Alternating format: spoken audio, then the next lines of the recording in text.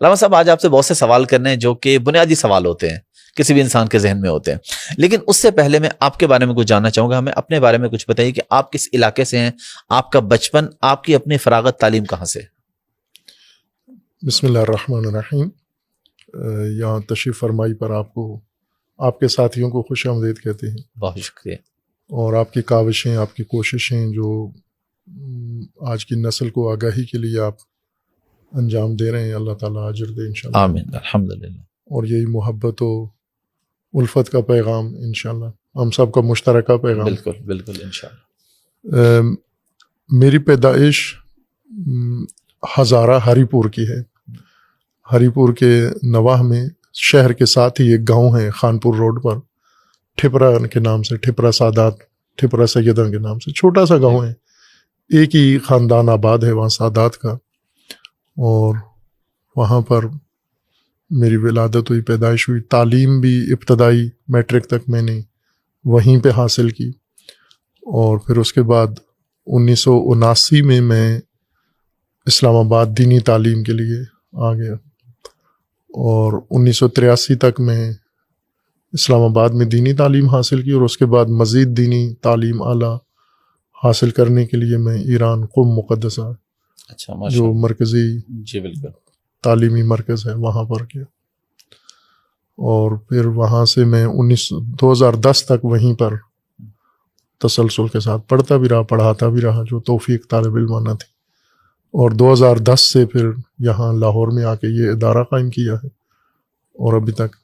اس ادارے کے بارے میں تھوڑا سا بتائیں. عروۃ الوثقیٰ، مسجد کا نام بیت العتیق، یہ سارے ادارے کی بنیاد کم رکھی اور کس سوچ کے تحت، ویژن کیا ہے اس ادارے کے پیچھے آپ کا؟ اس کا پس منظر یہ ہے کہ میں جب قم مقدسہ میں زیر تعلیم تھا تو تبلیغ کے لیے، تبلیغ کو اہمیت دیتا تھا زیادہ اپنے اساتید کے کہنے پر، رہنمائی پر. اور 2-3 مہینے مسلسل پاکستان آ کے تبلیغی کام کرتا تھا. ماہ مبارک رمضان پورا یہاں ہوتا تھا، اور محرم، صفر اور ربیع الاول، یہ 4 مہینے، 3 مہینے محرم، صفر، ربیع الاول کے، اور چوتھا رمضان، یہ پاکستان میں زیادہ تر گزرتا تھا. کبھی کبھار کسی اور ملک بھی تبلیغ کی غرض سے انہی ایام میں جانا پڑ جاتا تھا. تو شروع سے ہی جو ہماری تبلیغ کا منہج تھا، طریقہ تھا، وہ یہی تھا جو آج ہے، کہ محبت کی بات کرنا، اتحاد و وحدت کی بات کرنا، بیداری و شعور کی بات کرنا، سماجی مسائل و الجھنیں، ان کے رائے حل کی طرف لوگوں کی توجہ دلانا، اپنی موجودہ نسل کا سطح شعور دینی سماجی لحاظ سے بلند کرنا. جو ہمیں محسوس ہوتا تھا کہ یہاں کمیاں، کمزوریاں ہیں، تو طالب علمانہ انداز سے وہی کام کرتے تھے. تو مختلف شہروں میں آنا جانا رہتا تھا. جب لاہور میں آئے تو لاہور کے بعض مومنین نے یہ جب ہماری گفتگو مجالس سنی تو انہوں نے وقت مانگا کہ ہمیں آپ سے گفتگو کرنی ہے علیحدگی میں. تو ایک کھانے کی دعوت رکھی انہوں نے، اس میں نے شرکت کی. تو انہوں نے کہا کہ ہمیں آپ کی باتوں سے اندازہ ہوتا ہے کہ آپ ذرا الگ طرح سے، باقی جو معمول کا روٹین کا کام ہے، خطبہ ذاکرین جو کچھ کہتے ہیں، آپ وہ نہیں کہتے، آپ کچھ اور باتیں کرتے ہیں. اور آپ کی باتوں میں ہمیں رائے حل نظر آتا ہے اپنے مسائل اور مشکلات کا، اور یہ فکر ہمیں پسند آئی ہے، ہم نے سمجھی ہے. تو ہم چاہتے ہیں کہ اس فکر کی ترویج کے لیے کوئی ادارہ بنایا جائے. تو میں نے انہیں حوصلہ افزائی کی اور تحسین کی کہ اچھا رجحان ہے آپ کا، لیکن یہ کام میں نہیں کروں گا. اور تو انہوں نے پوچھا کیوں نہیں کریں گے؟ تو میں نے ان سے یہ عرض کیا کہ اس لیے کہ یہ عزت سے نہیں ہوتا یہ کام. ادارے، دینی ادارے، مسجد ہو یا مدرسہ ہو یا کوئی بھی دینی مرکز ہونا، تو وہ بڑے نامناسب، ناموزوں طریقے سے بنتے ہیں. یعنی چندے کرنا، لوگوں سے مانگنا، سرمایہ داروں کے در پہ جانا، خوش آمدیں کرنا، اور بڑے ہم نے دیکھے ہیں اپنے دینی علماء کو سرمایہ داروں کے دروازوں پہ ذلیل ہوتے ہوئے. تو میں نے کہا چونکہ عزت سے نہیں ہوتا تو میں، ہمت بھی نہیں ہے مجھ میں یہ کام کروں. تو انہوں نے یہ کہا کہ یہ ہم عہد کرتے ہیں کہ یہ وقت نہیں آنے دیں گے ہم. تو باہر کے پھر ابتدائی بات ہوئی، آہستہ آہستہ وہ پختہ ہو گئی، اور پھر ہم ایک توافق اس پہ پہنچ گئے، اتفاق کر لیا آپس میں. اور اس مرکز کا آغاز ہم نے کیا 2008 میں، اس کی تعمیرات شروع ہوئیں، 2010 میں پہلا فیز اس کا مکمل ہوا، ماشاءاللہ. اور پھر اس کے بعد اس میں وسعت بھی آتی رہی، اور ساتھ ساتھ ہم نے تعلیم، تدریس، تبلیغ کا کام بھی اس کا شروع کر دیا. وسعت کی آپ نے بات کی تو اللہ نے آپ کو بھی بڑی وسعت دی، آپ کا دل، کہ آپ کے اس ادارے میں سنی حضرات بھی پڑھاتے ہیں. ایسا ہی ہے. تو میں آپ سے اس کی بارے میں جاننا چاہ رہا ہوں کہ کیوں، حالانکہ شیعہ اور سنی یہ دو الگ الگ رخ جو سوسائٹی میں سمجھے ایسا جاتے ہیں. یہ جو آج ہم ماحول ہے کوشش کریں گے کہ چیزیں بہتر ہوں، جی. لیکن الگ الگ. اور آپ نے سنی اساتذہ اپنے ادارے میں رکھے ہیں شیعہ بچوں کو پڑھانے کے لیے. بہت اہم بات ہے یہ نقطہ. میں خود اپنے طور پر بھی اس کی وضاحت کرتا رہتا ہوں، اور آپ خصوصاً یہ جاننا چاہتے ہیں، اور آپ کے ذریعے لوگوں کو بھی آگاہی دینا چاہتے ہیں ہم، کہ شروع سے ہی ہماری جو تعلیم تھی اس کے اندر، جو معمولاً دینی مدرسوں میں اتحاد و وحدت کی تعلیم ہمارے سلیبس کا حصہ نہیں ہے، چونکہ ہمارے دینی مدارس میں فرقہ پڑھایا جاتا ہے، اور فرقہ میں اتحاد نام کی کوئی چیز نہیں ہوتی، بلکہ تفرق، تفرقہ، جدائی، اپنا تشخص فرقے کا، اپنے فرقے کی برتری، دوسرے فرقوں کی مثلاً کمزوریاں طالب علموں کو باقاعدہ پڑھائی جاتی ہیں، اور ان فرقوں کا بطلان، جو ایک سب سے بڑا ذہنیت بنائی جاتی ہے کہ باقی سارے فرقے دین کے باطل ہیں اور ہم صرف سچ. یہ اصل بنیادی تعلیم ہوتی ہے.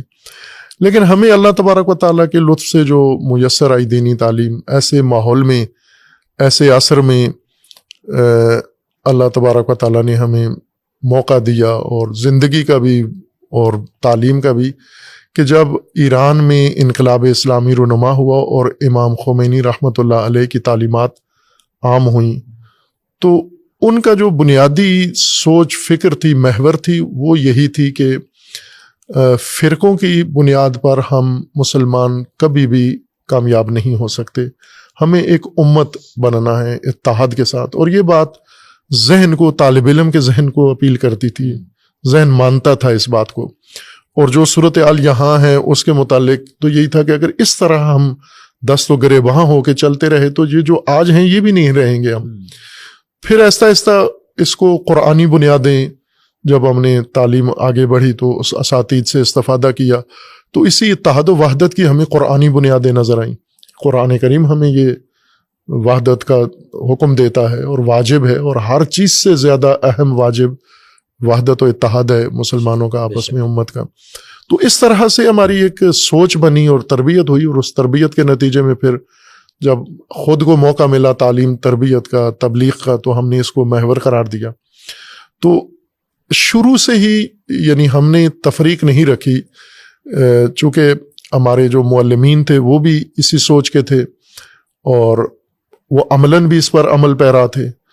اور ہم نے بھی آغاز میں جب عرض کیا کہ محرم صفر ربیع الاول میں پاکستان میں گزارتا تھا، محرم و صفر مجالس ہوتی تھی، مجالس امام حسین علیہ السلام عزاداری کی.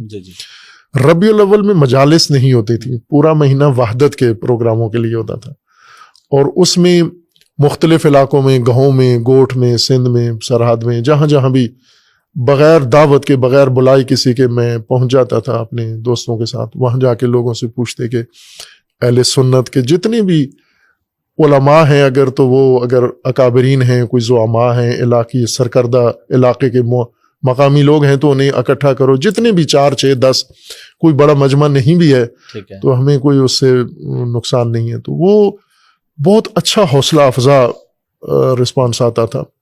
اور یہ اس وقت کی بات ہے جب پورے ملک میں مارا ماری ہو رہی تھی، 90s کی بات ہے. اس وقت آپ کی عمر نہیں معلوم کتنی، بالکل، لیکن ہمیں یاد ہوگا کچھ نہ کچھ، یا سنا ہوگا، بہت برے حالات تھے دونوں مسالے کے درمیان. بالکل، یہ اس دور کی بات ہے. اس دور میں ہم جا کے اہل سنت سے اور بات مختلف علاقوں میں مقامی طور پر ملتے تھے، اور یہ آرزو ہوتی تھی کہ اللہ کرے کہ اس ملک کے اندر ایک وقت ایسا ہے کہ ہم مرکزی سطح پر یہ کام کریں اور اس کو ذرا وسیع افق میں کریں.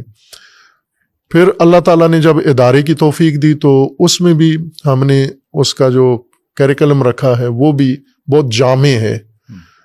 جس طرح قدیم ہمارے جامع شخصیات بنتی تھیں، یعنی وہ زمانہ جس میں ایک دینی مدرسے سے سائنسدان بھی پیدا ہوتا تھا، منجم بھی پیدا ہوتا تھا، مفسر بھی پیدا ہوتا تھا، مبلغ بھی تھا، طبیب بھی تھا.